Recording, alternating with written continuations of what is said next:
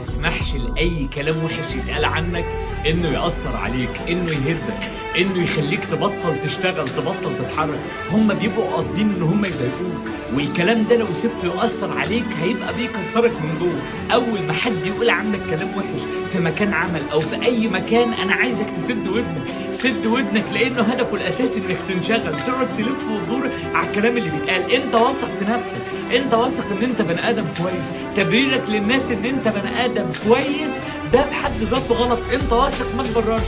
كل اللي عليك إنك تثبت لنفسك جواك إنك ما تقصرتش، وإنك تثبت لنفسك إنك هتقدر تبين للناس بشغلك وتركيزك في اللي أنت بتعمله إن أنت أحسن مرة من البني آدم اللي بيتكلم عليك وحش. وبعد وقت هيلاقوا إن في بني آدم صرصار بيتكلم عليك وحش وأنت ساكت، وكل اللي عليك إنك بتشتغل، كل اللي عليك إنك بتعمل اللي عليك وبتكسب الناس. ما ترهقش نفسك في إنك ترد، ولا ترهق نفسك في إنك تقول أنا كويس، ولا ترهق نفسك إنك تعمل أي حاجة غير إنك تسد ودنك وتكمل طريقك. وبعد وقت كله هيعرف ان ده بني ادم وحش وبيقول عن الناس كلام وحش، وان انت انضف منه 100 مره. سد ودنك عن كل وحشه بتتقال عنك. صدقني والله انت جميل، وغصب عن الكون كله انت بني ادم كويس. ما انتش محتاج تثبت كده، انت محتاج تبقى احسن في عيون نفسك انك ما بتتكسرش.